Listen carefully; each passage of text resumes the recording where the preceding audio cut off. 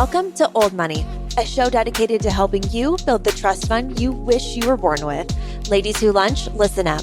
Life is not about looking rich. I want you to build a life and a legacy that feels rich in every sense of the word. If you're ready to stack cash, talk shop, and trade insider secrets, you're in the right place. These are the new rules to Old Money, so let's get after it. Hello and welcome back to Old Money Podcast. I am your host, Amber Frankhusen, and happy Lionsgate. That's right, this episode drops on August 8th or 8/8, and 8 is a very lucky number in the Chinese culture. It is very closely associated with wealth. It's something about like how the word 8 and the word wealth sound in Chinese, and since I'm not fluent, I have no idea what the sounds are. But just know that 8/8 is a very wealthy, lucky, auspicious day. And there are probably a ton of rituals or special things that you could do to celebrate or call wealth into your life. But I'm not going there today. We're not going woo-woo. We're going completely superficial. And let's be honest, this is just the true me, because today we're finally talking about my passion, reality television. Yes, I am so excited. Let's get right into it. Birdie and Bogie. This week's Birdie goes to the new Real Housewives of New York. Way to bring it, ladies. And great call by Bravo for completely ditching what was so broken, uninteresting, and just painful to watch and bringing us something fresh and new, and is such a good representation of money in society today, or women who are living really, really well.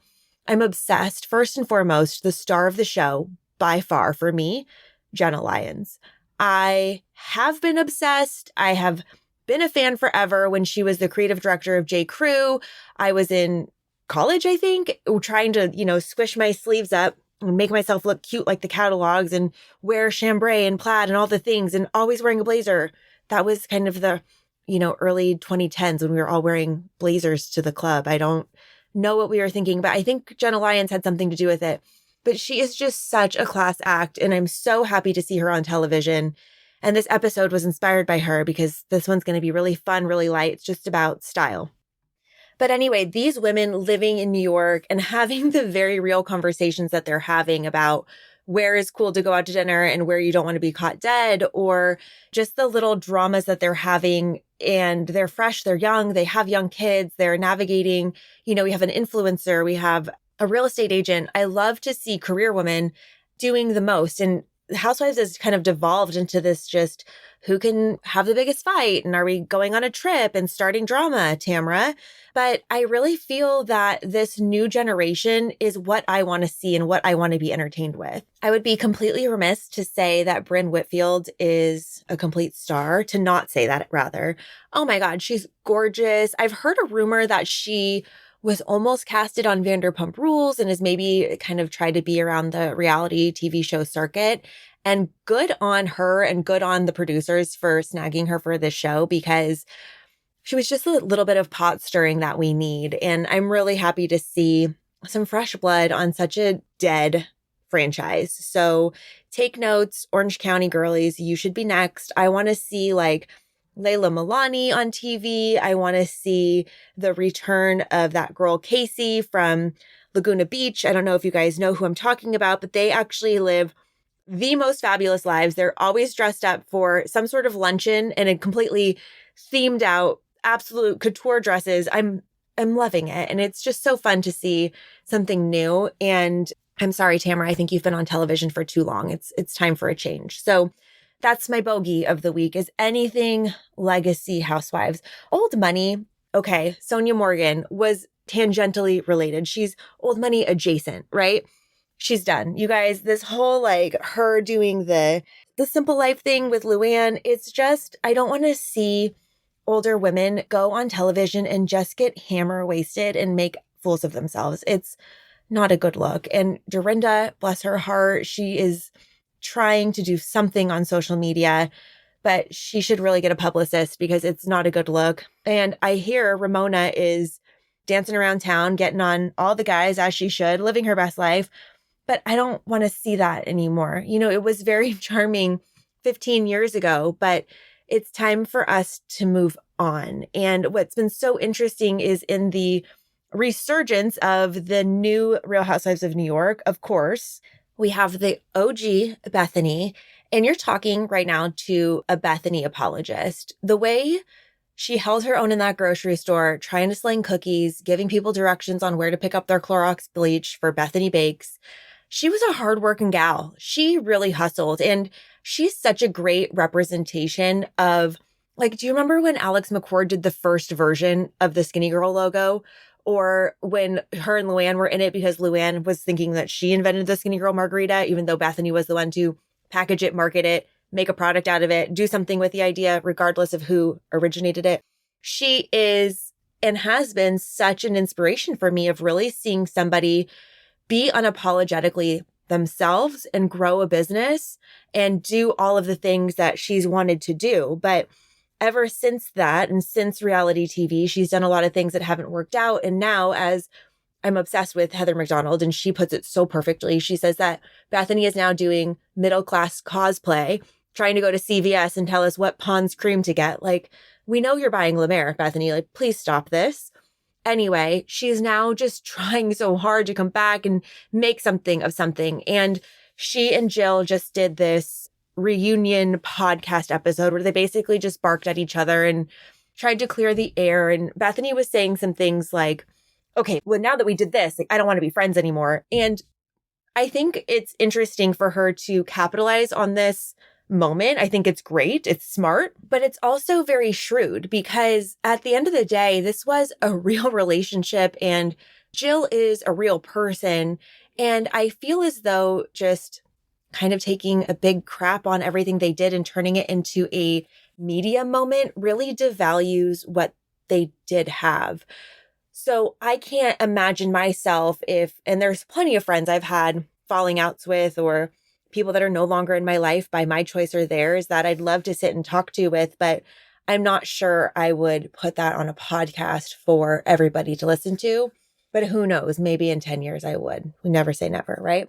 So anyway, back to the point of this episode, we are getting into something a little bit more fun lifestyle because all old money is living well and getting wealthy. And one of the things about living well is really dressing well and feeling good. So I put together 7 style details that I think make you look expensive.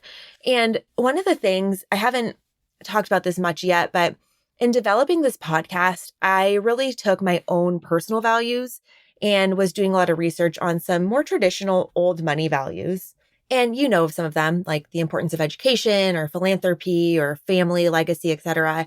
And I put together 25 old money podcast values, things that really guide me, my North Star, things that align with how I do business, how I want to present myself, how I want to present this podcast. And obviously, I mean, I'm talking about Real Housewives and money or IRAs. It all blends together into lifestyle, right? So it's not super serious, hardcore rules. This is not a rule book. It's just a set of ideas and values that kind of guide me. So one of them, number 7 on my list, we talked about in a previous episode, which is financial fight or flight. And getting out of financial fight or flight is the first step to building wealth. But number 8 is all about image and humility and really presentation in a way that isn't an ostentatious display of wealth, but is more of a thoughtful way of putting yourself together so that you feel really good about how you show up in the world. And there are plenty of ways to dress like old money, even if you have no money. That's the reality. And in my closet, I have a ton of these hacks, right? There's so many of these great brands, especially now, are leaning into this more modest aesthetic, this more classic aesthetic. It's just what's trending. And I might have mentioned this already, but it actually tends to trend when the economy is not doing well. So in times of recession, we actually see less labels on the runways. In the designer shows, we see more muted colors. It's about kind of reflecting the mood and the energy of culture. And so it's very trendy right now to dress old money.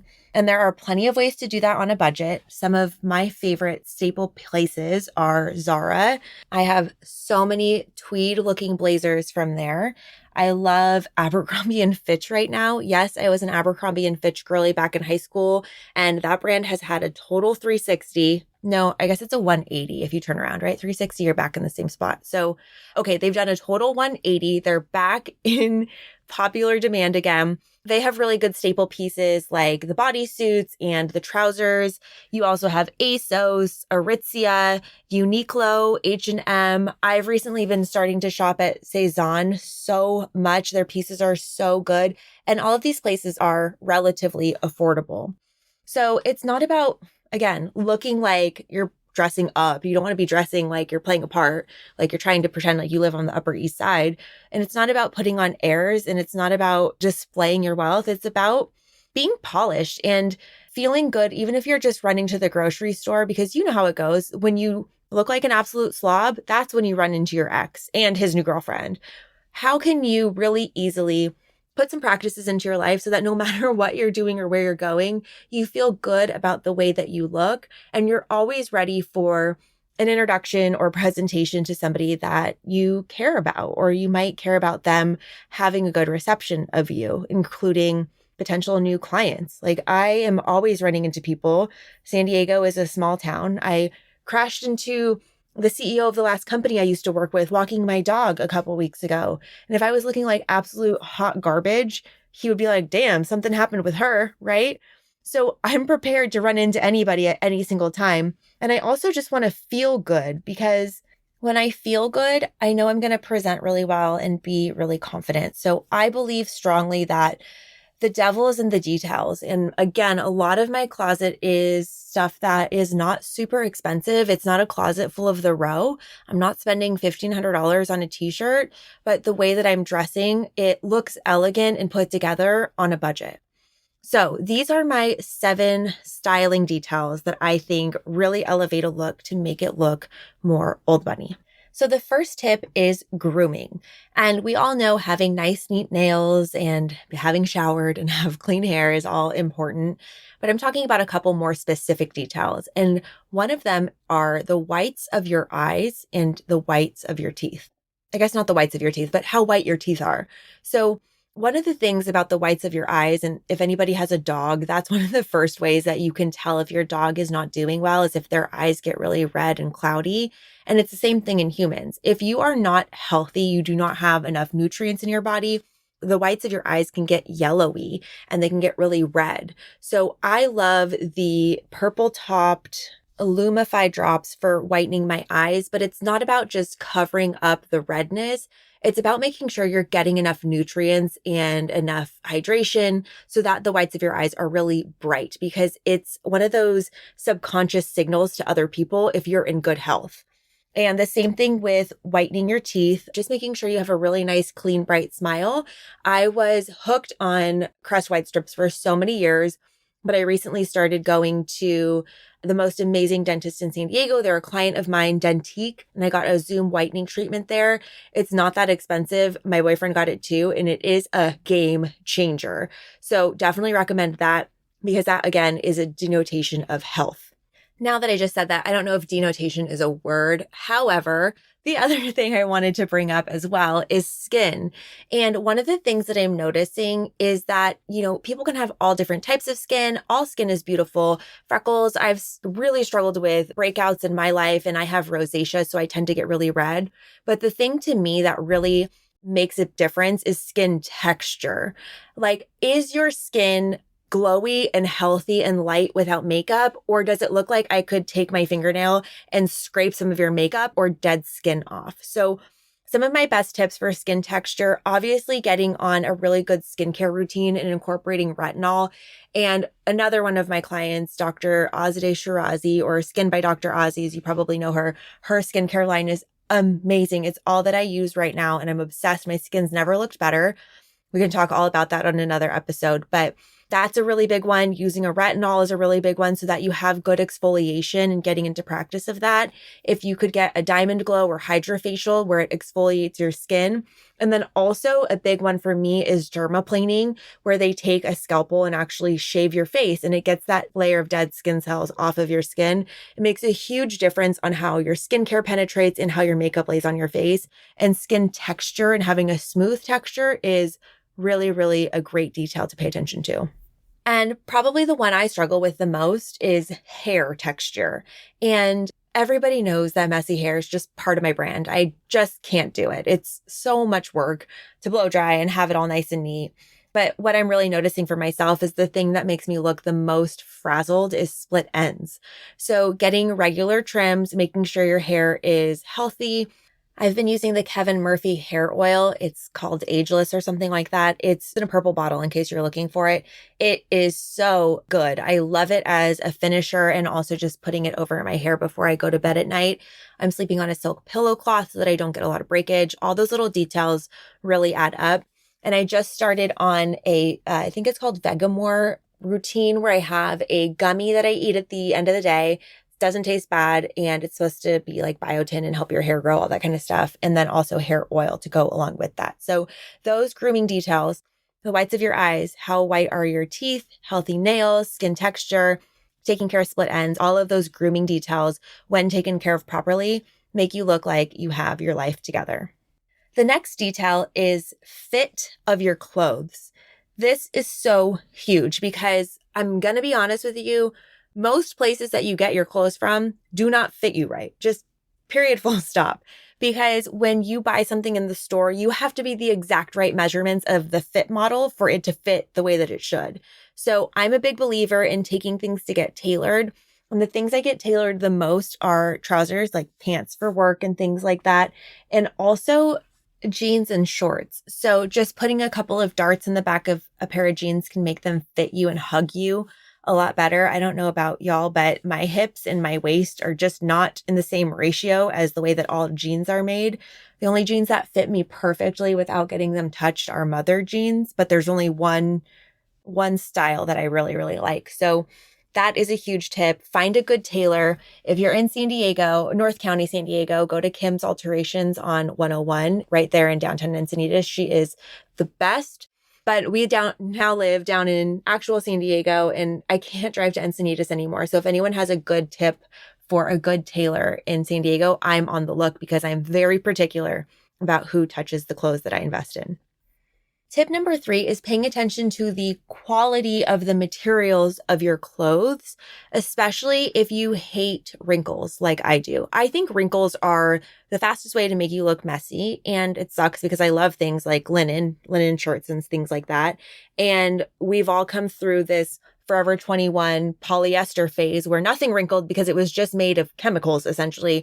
And now we're back to investing in some clothes that are, cotton and wool and blended and keeping things looking really nice and neat.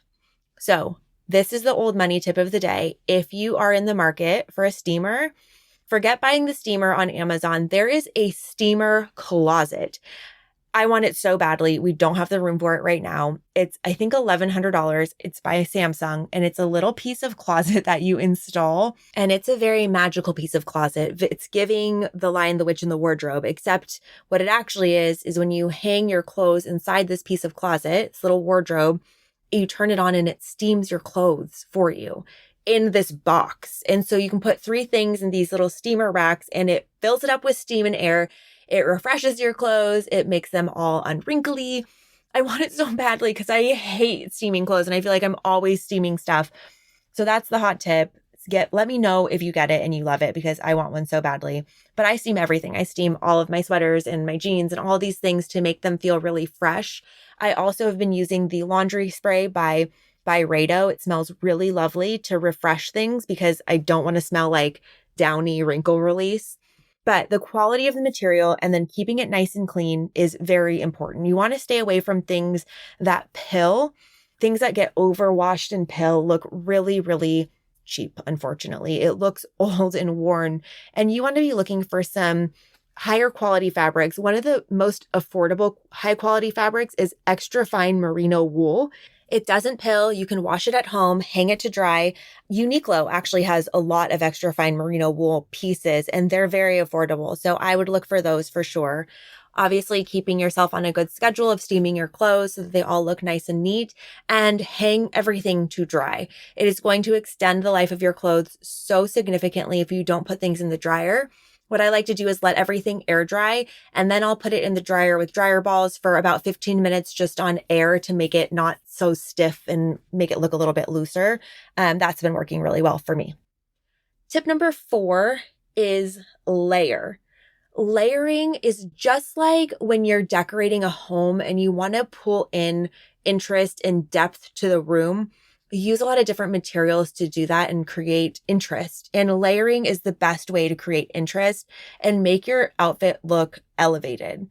If you're wearing my go-to outfit, which is jeans and a tank or jeans and a t-shirt, throwing a blazer or a sweater over your shoulders is a number one way to just elevate the look really, really quickly. So we love to do that to bring depth to the outfit. And it's also a really nice way to just make sure that you're comfortable. I think that's one of the biggest pieces of style that we forget about is, does this feel good for me? And I'm a person who is always cold, so I always have a sweater over my shoulders. That's such a preppy thing to do. Just making sure you have something extra to add oomph to your outfit. And the other thing to think about too is bringing something in that feels very you. And this kind of goes into tip number 5, which is figuring out your signature style. So the rule of thumb of getting dressed is having some basics as your layer and then using something extra to give you that oomph. And that oomph might be a red lip. It might be a hat. It might be a cute blazer that you have over your shoulders. When you do all of those things at once, it can look really chaotic. So pick one piece of oomph to make your outfit really jump. But one of the things that I want to say too is when you are talking about your signature style, this is where I really want to emphasize that dressing in an old money style, again, it doesn't mean looking like you're going to a country club in 1982. It means figuring out what works for your body, what you feel good and comfortable with, and making sure that what you're wearing is a representation of you and not a representation of something else. And this is where we get into some muddy waters about old money values traditionally and what I think are the new rules to old money. Because the old rules to old money were don't wear any labels, make sure that you're not being flashy, make sure that you're doing only quiet luxury things. And I just don't agree with that because it's so limiting. And sometimes I want to wear a pattern, right? There are so many creative and fashionable people out there. And to say that the way that they're dressing is not appropriate because it's not quiet luxury is so antiquated. It really is. There are so many people out there with such great style, but it's their signature style. And some of the people that I love are Dylan Lex. I love her jewelry. I followed her forever. I love Being Caroline on Instagram. She's the woman who always talks about her neck mess. She wears so much jewelry. Just people that are more is more. I'm here for it. Like Martin Lawrence Bouillard, the interior designer, he is all just Hollywood glamour. Even Jonathan Adler these days, there's nothing that is quiet about either of their designs. But to me, that's the new old money. That's the new, Palm Springs having a martini in your colorful house at 4:00 in the afternoon thing that I love. Now, as it relates to building your signature style, I think one of the easiest ways to do this is to start with some pretty basic pieces and solid colors and just come up with your favorite colors, your color palette, and you can't have too many. So I have one color that I add to my wardrobe, and believe it or not, it's on brand for this, of course. It's green. Green's my power color. I wear white and black, so much white and black. And then I wear taupe and tan, whatever, and I wear green, and all of that works together. So when I'm putting together outfits or I'm shopping and there's something that's bright yellow or whatever, I know that's going to be an accent piece or something that I don't wear often versus something that I can wear all the time that's going to be in my core color palette. I've spent the last many years building a capsule wardrobe, so it's so easy for me to get dressed for literally anything now. We'll do a whole nother episode about that, but for you, as you're building your signature style, just thinking about what looks good on you, starting with some basic colors, doing a monochrome moment a la Yolanda Hadid. I love to see it, but really figuring out what you're known for wearing. Tip number 6 is get your accessories on point. So accessories elevate a look so very quickly. I love that gold is having such a moment right now. And one of the things that I think is really important is coordinating all of your jewelry and accessories so that they work together. The old money rule, the traditional rule was you needed to wear matching shoes with a matching belt and a matching bag.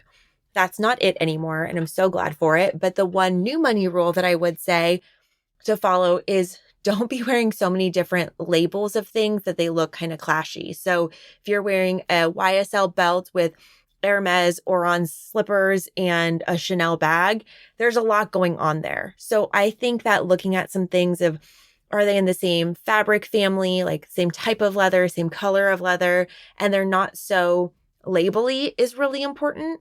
And then also making sure that the hardware or the jewelry that you're wearing is really working well together. I struggle with this a lot. I'm actually thinking about changing out all of the buttons on all of my blazers to be gold because I have some of them that are silver and then I wear gold jewelry and carry a bag with gold hardware and it doesn't work. So keeping your accessories on points and coordinating all the hardware that you're wearing, I think is important. That's not to say that mixing metals doesn't work. It's just about making an outfit pull together and look really intentional.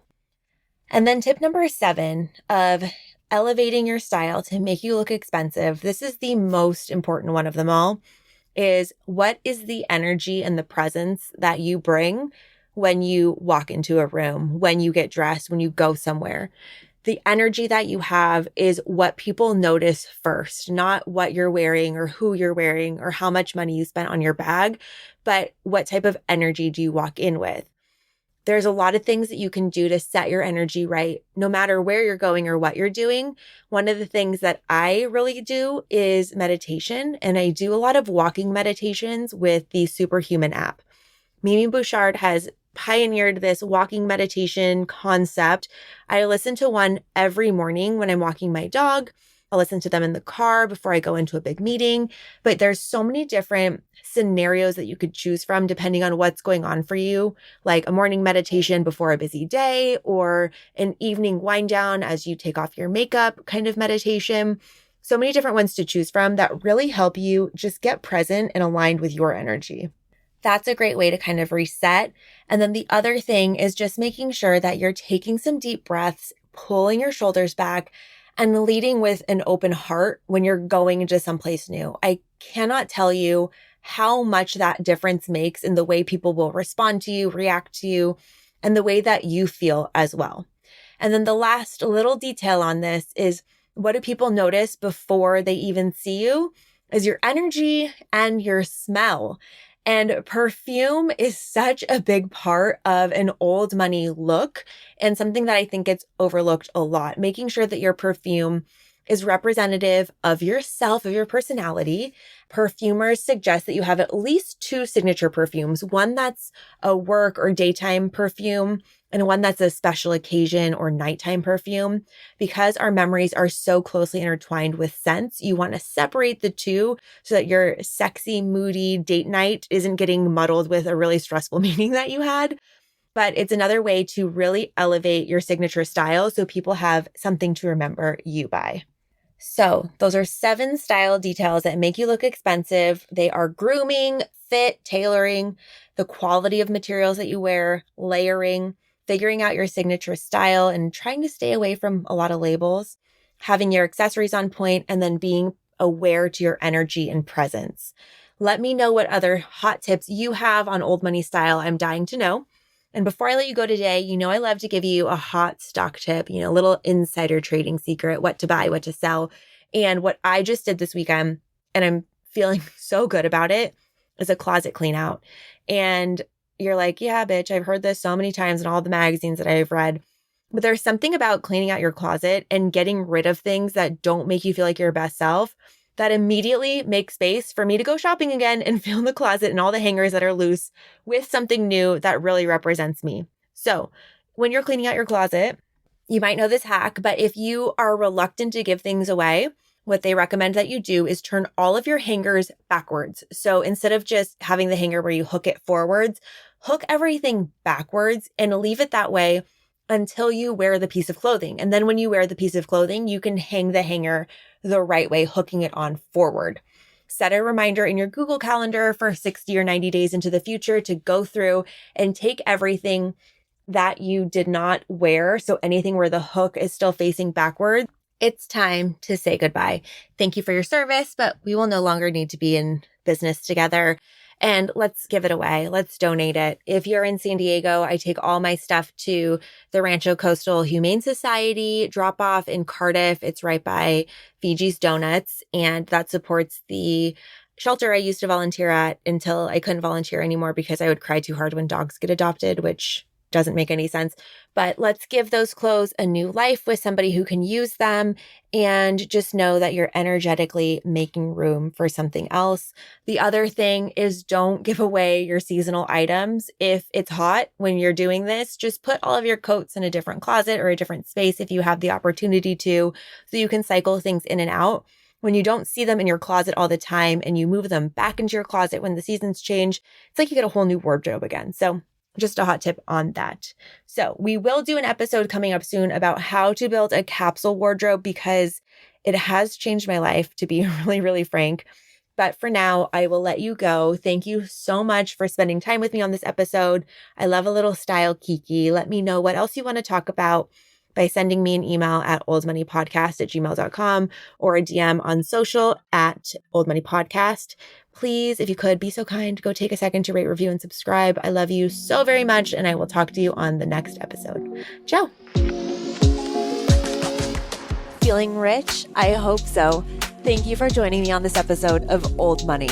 If you have questions you want answered, email me at oldmoneypodcast@gmail.com or hit us up on social. We are at Old Money Podcast, and I am at your service. If this episode spoke to you, inspired you, helped you, if you took a single note, it would mean the world to me if you could please just take a minute to rate and review the podcast. And if you're not doing so already, subscribe. And if you have friends who like getting rich, please share this episode with them, even if it's just on your Instagram story. And I'd love you more than Jeff Bezos loves Amazon Prime. Thank you so much, and I will talk to you on the next episode. Remember, I'm not your lawyer, I'm not your tax professional, and I'm not your financial advisor. The content presented in this podcast is intended to entertain, educate, inspire, and support listeners in their personal and professional development and does not constitute business, financial, or legal advice. In addition to that, this episode may contain paid endorsements and advertisements for products and services.